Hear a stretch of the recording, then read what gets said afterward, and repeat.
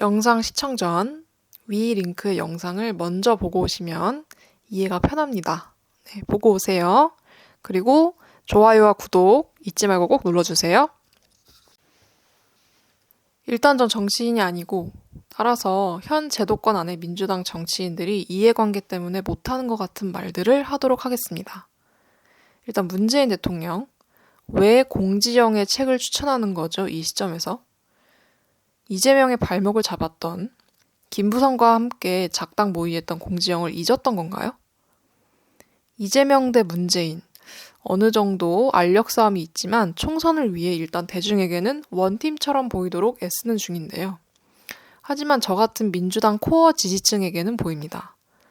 문재인 대통령은 원래 이렇게 좀 티나게 표현하진 않지만 개인 트위터 등 언뜻 이렇게 단어나 그런 걸 통해서 이런 뉘앙스를 비추는데요. 이런 게 이재명에게 얼마나 방해가 되는 건지 모르는 건가요? 대통령까지 한 정치인이? 대중들만 모르면 된다고요? 민주당 코어 지지층이 없다면 민주당은 없습니다.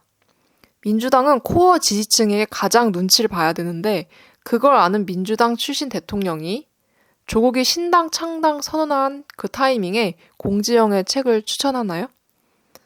이재명이 성남시장이었을 때까지만 해도 이렇게까지는 분노하진 않았을 것 같습니다. 하지만 지금은 우리를 이끄는 지도자고 총선이 코앞인데 분노를 참을 수 없네요. 아무리 민주당 원로라도 좀 조심하세요. 네.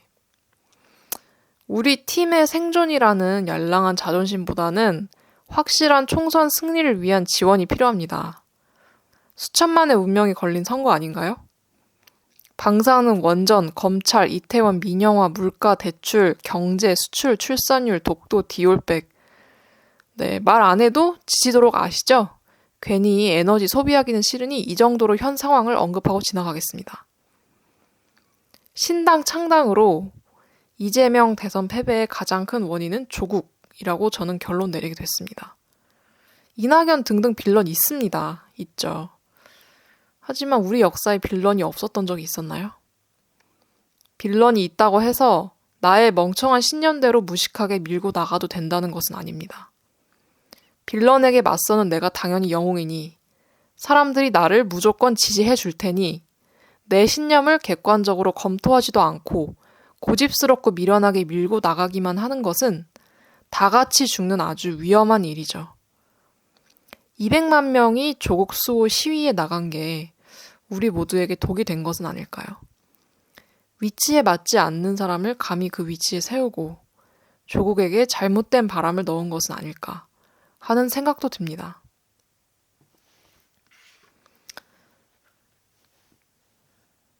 불쌍하니까 영웅인 거는 이제 그만해야죠. 우리는 똑똑하고 이기는 영웅이 필요합니다. 언제나 불의한 권력에 맞서온 사람들이 있습니다. 하지만 우리가 배워서 알듯이 그 사람들은 현실에서 대부분 패배했죠. 그렇다 보니 그 계보를 이어온 민주당에게 일종의 패배 매너리즘이 생겼습니다. 의식 속에 불의에 맞선다 다음에 이긴다는 개념이 없어진 겁니다. 뭐 어차피 이기지도 못할 텐데 정도가 아니라 그냥 이긴다는 개념이 없어진 거죠. 그렇다 보니까 대충 이 정도 하면 선방한 거 아닌가? 주의도 생기고 그냥 이 정도 했으면 사람들한테 칭찬받을 만 하잖아. 이런 게 좀 생긴 것 같아요. 그래도 사람들은 잘 싸웠고 아름다웠다고 지지해주고 그게 정체성처럼 느껴지는 것이죠. 그래서 최종적으로 나는 불의에 저항하지만 결국 지는 아름다운 사람이라는 개념이 교과서처럼 자리 잡은 것이죠.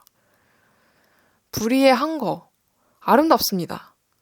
하지만 그 아름다움마저 언제나 정체되면 고이고 썩는 법이죠. 이기는 단계로 발전하지 못한다면 우리 현실은 계속해서 떨어지는 겁니다. 불의에 한 거에서 마침내 이기는 우리로 올라가게 해줄 사람으로 운명적으로 이재명이 등장했다고 생각합니다. 우리 지지자들은 이재명으로 집중되는 에너지를 방해하는 사람이 있다면 아주 냉정히 판단할 겁니다. 그리고 조국 곁에 이러지 말라고 말하는 사람이 없다는 말인가요? 사람이 아예 없는 건가요? 윤석열이 아무리 멍청해도 김건희 말이라도 좀 잘 들어서 대통령 됐잖아요. 조국은 사람이 없는 건가요? 아니면 잘못된 얘기하는 사람만 있는 건가요?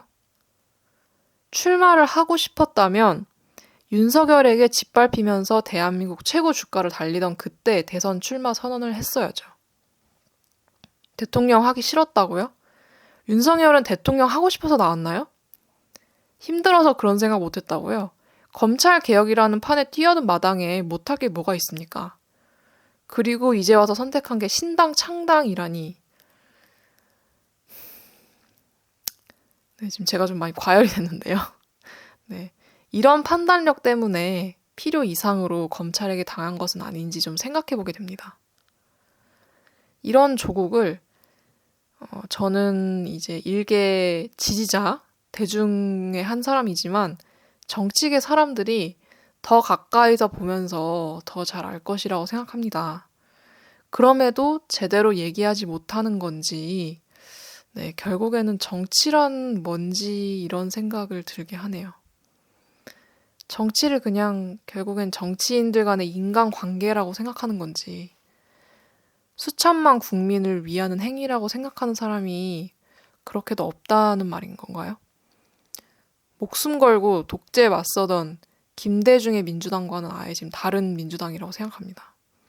오직 지금은 이재명만이 목숨을 걸었고 죽을 뻔했죠. 지금 시점에서 다른 사람들은 이재명 앞에서 나 정의롭다고 얘기를 할 수가 없습니다. 문자 그대로 진짜 지금 대한민국의 그 존재 자체가 위태로운 이 시기에서 조국의 한심한 낭만주의에 저는 큰 위기를 느낍니다. 네, 결국에는 제가 여기까지 얘기를 해버렸네요. 모르겠습니다. 저도 여기까지 온 마당에 지금은 뭐 눈치 보고 욕먹고 미움 받는 것보다는 대한민국의 미래가 더 중요하니까요. 네, 지금 이제 설날 지난 지 얼마 안 됐는데 이제 갑진년 새해 맞아서 이제 새해 맞아서 새로운 희망을 생각해야 될 시기에 이제 계속 이런 우리를 아주 네, 흥분하게 만든 뉴스들이 자꾸 들려오는데요. 그래도 여러분 새해니까 새로운 희망을 가지고 새로운 일들이 일어날 거라는 희망을 잃지 않고 우리 끝까지 잘 싸워봅시다, 여러분. 네. 감사합니다, 여러분. 언알바였습니다. 아, 언알바가 아니지. 정알바였습니다.